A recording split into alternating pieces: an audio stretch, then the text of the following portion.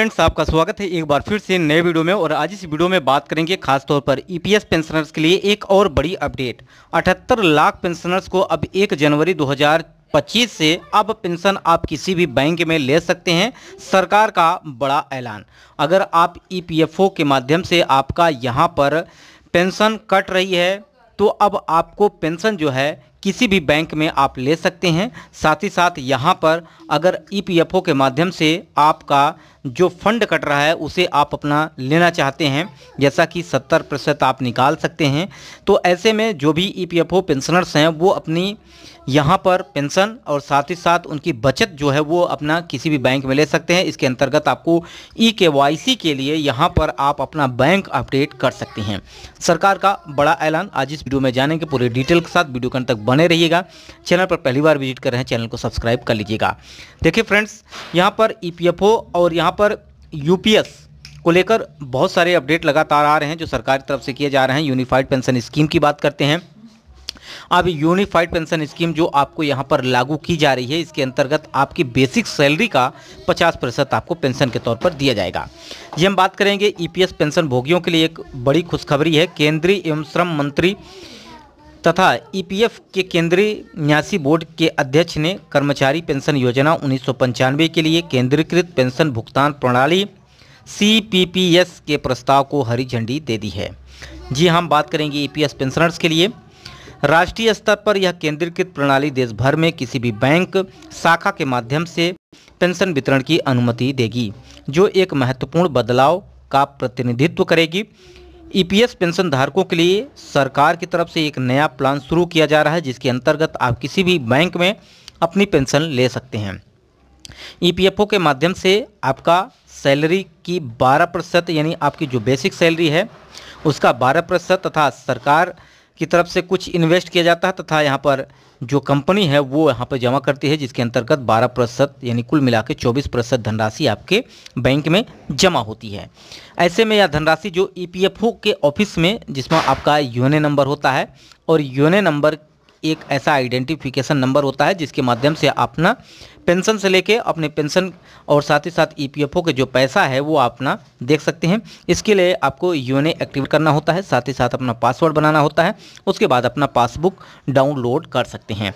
आपकी सैलरी का बेसिक जो है उसका जितना भी प्रतिशत आपका बैंक में जमा होता है यानी ईपीएफओ में जमा होता है, वो आप यहाँ पे जो कि सैलरी जो आपको मिलती है, और साथ ही साथ यहाँ पर अगर आप 10 साल तक नौकरी कर लेते हैं उसके बाद आपका पैसा जो है वो पेंशन में जाने लगता है। यानी पैसा पहले से भी जाता है, लेकिन 10 साल के पहले अगर आप चाहें तो पूरा पैसा निकाल भी सकते हैं। लेकिन अगर आप नौकरी कर रहे हैं उस दौरान आपको यहाँ पर 70%, अगर आप रिजाइन कर देते हैं जॉब को तो वहाँ पर पूरी जो कि धनराशि आप निकाल सकते हैं। ठीक है, तो यह सुविधा ईपीएफओ की चल रही आईटी आधुनिकीकरण योजना केंद्रीकृत आईटी सक्षम प्रणाली के हिस्से के रूप में 1 जनवरी 2025 से शुरू कर दी जाएगी। अगले चरण में सीपीपीएस आधार आधारित भुगतान प्रणाली सुचारू रूप से परिवर्तन की सुविधा जो कि उपलब्ध हो जाएगी। जैसा कि आप जानते हैं, जो भी पेंशनर्स हैं लगातार यहाँ धरना प्रदर्शन भी चल रहा है। पेंशनर्स की मांग है कि न्यूनतम पेंशन जो है वो 7800 रुपये कर दी जाए, क्योंकि यहाँ पर जो धनराशि आपके बैंक में या आपके ईपीएफओ अकाउंट में जमा होती है वो भी आपकी शेयर मार्केट में लगते हैं पैसे। अब शेयर मार्केट से प्रॉफिट जो मिलता है उसका प्रॉफिट यहाँ पर पेंशनर्स को नहीं मिल पाता है।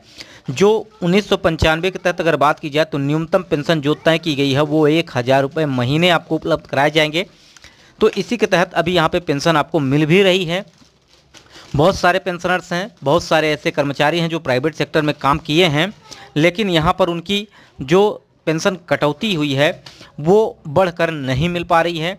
इस महंगाई के दौर में 2000 रुपये 2500 रुपये पेंशन मिल रही है, जिससे उनका जीवन सुचारू रूप से नहीं चल पा रहा है।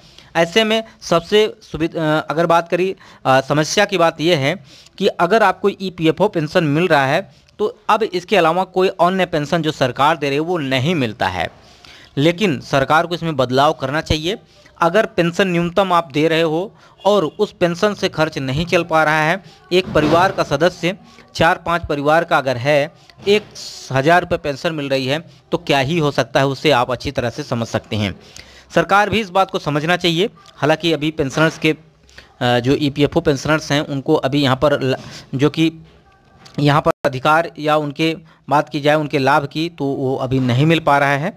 ऐसे बात करें तो इस नए कदम पर अगर बात करते हैं तो यहाँ पर केंद्रीय मंत्री मनसुख मंडाविया ने कहा, केंद्रीकृत पेंशन भुगतान प्रणाली की मंजूरी ईपीएफओ के आधुनिकीकरण में एक महत्वपूर्ण मील का पत्थर है। पेंशन भोगियों को देश में कहीं भी किसी भी बैंक में किसी भी शाखा से अपने पेंशन प्राप्त करने में सक्षम बनाकर यह पहल पेंशन भोगियों के सामने लंबे समय से चल रहे चुनौतियों का सामना जो कि समाधान करती है और एक निर्बाध और कुशल संवितरण तंत्र सुनिश्चित करती है। जो यहाँ पे अपडेट आ रहे हैं वो मैं आपको बता रहा हूँ, जो कि सरकार की तरफ से अभी जो नए अपडेट आ रहे हैं। साथ ही साथ यहाँ पर अभी पेंशनर्स की पेंशन को लेकर कोई अपडेट पुख्ता नहीं मिल पा रहा है, लेकिन जैसे ही कोई अपडेट आता है वो मैं आप तक पहुंचाने का भी काम करूंगा। श्रम एवं रोजगार मंत्रालय के अनुसार केंद्रीकृत पेंशन भुगतान प्रणाली से ईपीएफओ के 78 लाख से अधिक ईपीएस पेंशन भोगियों को लाभ देने की यहाँ पर बात कही जा रही है। साथ ही साथ उन्नत आईटी और बैंकिंग प्रौद्योगिकियों का उपयोग करके यहाँ पर पेंशन भोगियों को अधिक कुशल और निर्बाध और उपभोक्ता को लिहाज से अनुकूल अनुदान प्रदान किया जाएगा। तो ये बड़े लाभ आपको यहाँ पर दिए जाएंगे।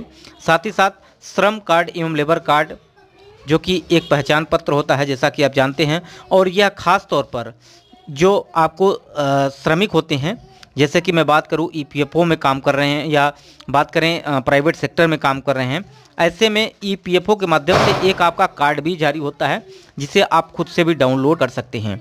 बहुत सारे पेंशनर्स हैं, लगातार कमेंट भी कर रहे हैं, सामाजिक सुरक्षा पेंशनर्स हैं या ईपीएफओ के माध्यम से प्राइवेट सेक्टर में काम कर रहे नागरिकों का। तो अगर किसी प्रकार का आपका प्रश्न है, यूएनए एक्टिवेट से संबंधित कोई प्रश्न है, या आपका अपना केवाईसी से संबंधित है, या आप अपना पासबुक डाउनलोड करना चाहते हैं, या अपना भुगतान करना चाहते हैं, जैसे कि 10C फॉर्म होता है, 15 फॉर्म होता है, ठीक है जी 15, तो ये सब फॉर्म जो होते हैं वो आपको कैसे भरे जाते हैं, इससे रिलेटेड अगर आपका कोई प्रश्न है तो आप कमेंट कर सकते हैं, उस पर मैं आपको अलग से वीडियो प्रोवाइड करूंगा। तो फ्रेंड्स, ये वीडियो आपको कैसा लगा कमेंट बॉक्स में ज़रूर बताइएगा। इसके अलावा अगर मैं बात करूं तो 300 प्लस वीडियो मैंने ऐसे प्रोवाइड किए हैं जो खेती बाड़ी से संबंधित है। हेक्टेयर बीघा बिस्वा क्या होता है, साथ ही साथ टेढ़े मेढ़े खेत का क्षेत्रफल निकालना, साथ ही बात करें कोई ऐसी ज़मीन है जिसके बारे में आप जानना चाहते हैं, अपना मैपाइस देखना चाहते हैं, या लेखपाल पटवारी से आप कोई काम करवा रहे हैं, उससे संबंधित आपका कोई जानकारी चाहिए उससे रिलेटेड, तो आप वो भी कमेंट कर सकते हैं, उस पर मैं आपको अलग से वीडियो प्रोवाइड करूंगा। 300 प्लस वीडियो मैंने आपको ऑलरेडी प्रोवाइड कर रखा है प्लेलिस्ट में, आप जाके देख लीजिएगा। इसके अलावा आपके मन में कोई प्रश्न है तो कमेंट करिएगा। वीडियो यहीं समाप्त करते हैं। जय हिंद, जय भारत।